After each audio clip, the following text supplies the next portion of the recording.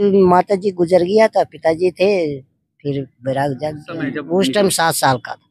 7 साल जरूरत लगी तो वही वहाँ प्रकट हुआ है। कैसे शरीर आप लोगों का वज्र हो जाता है, कैसे? ये हमारी 10 नामी चादर है। 10 नामी चादर जिसे अग्नि तपस्या हम लोग करते हैं हरियाणा में, अग्नि तपस्या भी करते हैं। महाकुंभ में साधना, त्याग, तपस्या, ये तीनों का अथाह संगम देखने को मिलता है।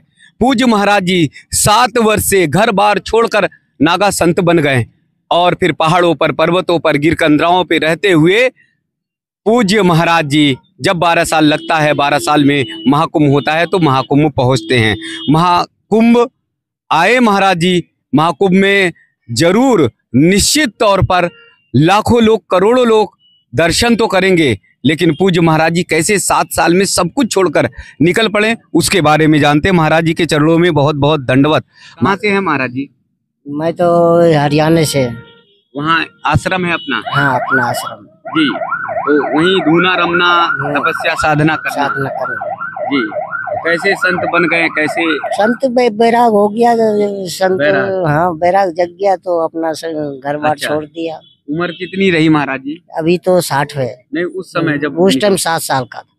7 साल के थे। मन में भाव आया कि चलो छोड़ दो। तो कैसे बैराग आ गया? मतलब बैराग ऐसे ही हो आ गया, बैराग भगवान की कृपा हुआ जी। पढ़ते पढ़ाते नहीं पढ़े? हाँ, पढ़ते निकल पड़े। अच्छा, तो घर परिवार वालों ने एक आध बार तो कुछ नहीं, माता जी गुजर गया था, पिताजी थे, फिर बैराग जाग गया जी। तो जैसे 7 साल का महाराज जी छोटा बच्चा होता है, उसे तो देश दुनिया कुछ नहीं पता होता, कहाँ जाना, किस जगह निकलना, तो किस तरफ आपके कदम बढ़ गए? हमारे तो इच्छा हो गया सन घूमने के लिए जी, यात्रा के लिए, वो फिर चल पड़े। जी जी। तो छोटे से रहे होंगे, कहाँ प्रसाद करना, कहाँ शयन करना, सब प्रभु की इच्छा था। प्रभु की इच्छा जी। 24 साल उत्तराखंड रहा। उत्तराखंड के पहाड़ों पे, पर्वतों में। तो वहाँ तो पहाड़ पर्वत, वहाँ तो बहुत ठंड रहती है। हाँ, ठंड रहती है। तो कैसे अपने शरीर को वज्र बनाए? वहाँ वज्र तो अग्नि चेतन रखते थे। जी जी। और बाकी वहीं पर साधना और तपस्या करनी जी। बहुत सारे संत महाराज जी जब महाकुंभ लगता है तो 12 वर्ष में आते हैं और आने के बाद एक साथ दिखाई देते, फिर एक साथ एकदम ओझल हो जाते हैं। कहाँ निकल जाते हैं, किस जगह जाते हैं? सब आप अपने अपने आश्रम पे निकल जाते हैं, अपने स्थान, अपने आश्रम, जो गिर कंदराओं में, गुफाओं में रहते हैं। जैसे गुफाओं में रहते हैं, कोई कहीं रहते हैं जी, कोई तपोवन निकल जाते हैं जी। तो अपनी साधना तपस्या करने के लिए। हाँ, तो महाराज जी 7 वर्ष की आयु से कठिन तपस्या साधना करते हुए आगे बढ़ते रहे। हाँ, बढ़ते रहे। तो ये पथ जो है, ये रास्ता जो है महाराज जी, ये तो बड़ा कठिन है। सहज मानो तो इसे स्वीकार नहीं कर पाता। नहीं होता जी। तो कैसे आगे बढ़ते थे, कैसे जाते थे? सब आगे आगे मार के दिखाता था प्रभु। कौन? प्रभु दिखाते थे, गुरु महाराज दिखाते, दत्तात्रेय महाराज दिखाते थे। तो पूज्य दत्तात्रेय महाराज, पूज्य प्रभु से कैसे बात कर लेते हो आप लोग? आप लोग साधना से, अपनी साधना से। अपनी साधना से।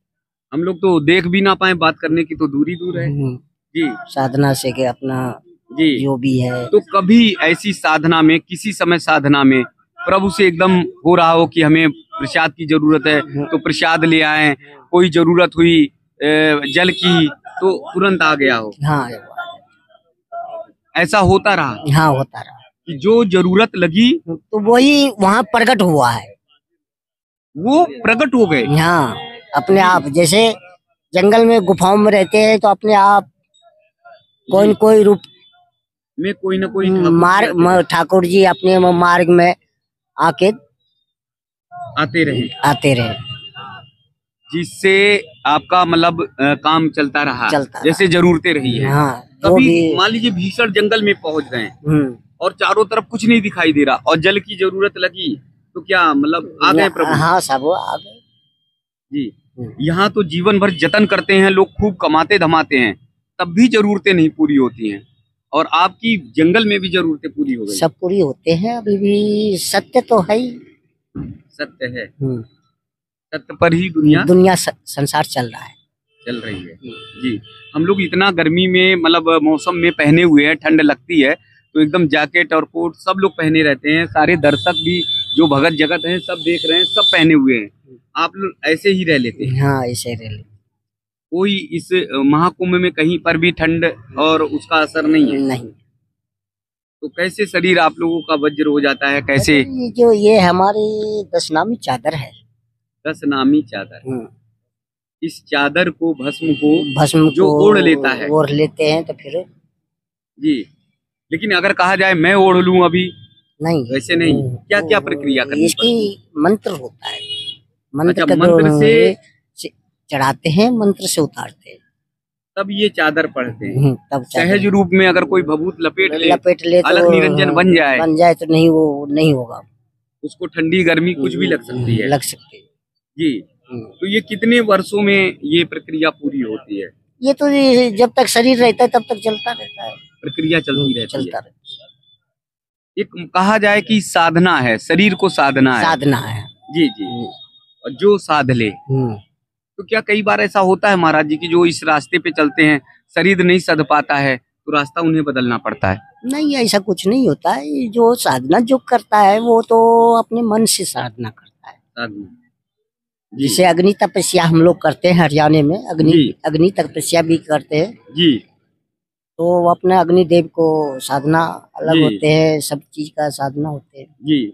हम लोग जैसे आंखों से देखते हैं कि नागा संत महाराज जी हैं, भभूत धारण किए हैं, एक 10 नाम जो है वस्त्र धारण किए हुए हैं, अपनी आंखों से देखते हैं, अपनी आंखों से लालायित भी रहते हैं कि ऐसा दर्शन हो। आप अपनी आंखों से यहाँ क्या देख रहे हैं? सब चीज देखते हैं यार जी। यहाँ पे सब चीज देखते हैं। प्रभु चारों तरफ घूम रहे हैं। प्रभु चारों तरफ। यहाँ तो प्रभु को ढूंढने के लिए लोग बड़े बड़े मंदिरों जाते हैं, बड़ी बड़ी पहाड़ियां चढ़ते हैं कि हे ठाकुर जी दर्शन दे दो। आपको यही प्रभु दिखाई दे रहे? हाँ, हमारे दिखाई दे रहे सारे। क्या चारों तरफ है क्या प्रभु? हाँ। कैसे अनुभूति कर रहे हैं? हम भी अनुभूति कर लें। अनुभूति इसलिए कर रहे हैं कि हम इसी नाम का भजन करते हैं।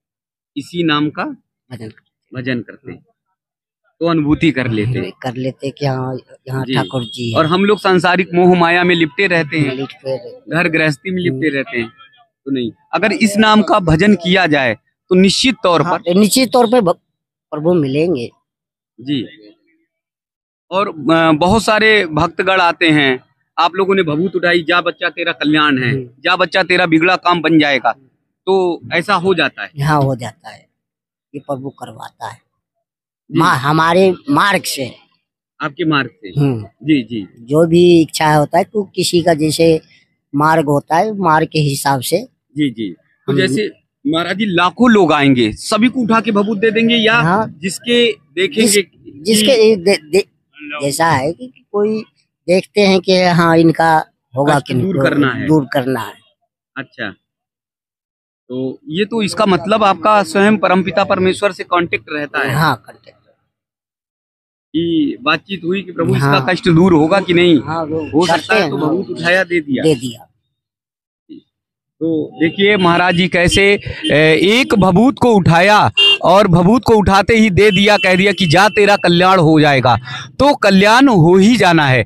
महाकुंभ में पूज्य महाराज जी का दर्शन करिए, पहचान लीजिए कि एक बार भभूत उठाया तो बड़े से बड़े कष्ट, बड़े से बड़े दुख आपके हरण हो जाएंगे 2 मिनट में। क्योंकि पूज्य महाराज जी का कहना है स्वयं परम पिता परमेश्वर की साधना ध्यान करते हैं और वहाँ ध्यान और साधना के माध्यम से फिर जो स्मरण करते हुए फिर उठाते हैं भभूत, तो वो अकाट्य होता है, फिर उसे कोई काट नहीं सकता। अगर कह दिया कि संकट कटना है तो संकट निश्चित तौर पर कटेगा। इसीलिए तो पूज्य महाराज जी गिर कंदराओं में, गुफाओं में रहते हैं, साधना करते हैं, 12 वर्ष में महाकुंभ में दिखाई देते हैं और इसके बाद पता नहीं कहाँ ओझल हो जाते। खोजते आप रहेंगे, ढूंढते आप रहेंगे, फिर भी ये दिखाई नहीं देंगे। इसलिए बहुत सौभाग्य है कि 12 वर्ष का ये समय बहुत सुंदर है और इस वर्ष तो 144 साल का योग महायोग बन रहा है। तो उस महायोग का लाभ उठाए और ऐसे पूज्य संत महाराज जी के तो चरणों में दंडवत हो जाएं, नतमस्तक हो जाएं। बहुत बहुत दंडवत, बहुत बहुत प्रणाम, बहुत बहुत प्रणाम। अरे वाह, आज तो मुझे देखिए, आज तो महाराज जी ने भभूत दे दिया और अचानक महाराज जी का हाथ मेरे सिर माथे लग गया और अचानक ही महाराज जी ने एकदम आशीर्वाद दे दिया। ये बहुत बड़ा सौभाग्य है। बस महाराज जी, आपका आशीर्वाद, आपका सौभाग्य, हमारे चेतन भाई को भी ये प्रसाद एक अचानक ही ये मिला है। मुझे लगता है ये हमारे लिए जीवन का सबसे बड़ा प्रसाद है जो पूज्य महाराज जी ने दिया है। हमारा शरीर, हमारा मन, हमारा मस्तिष्क सब पूज्य महाराज जी के चरणों में एकदम दंडवत है, एकदम भाव से विभोर है, आनंदित है। यही सनातन है और यही सत्य है।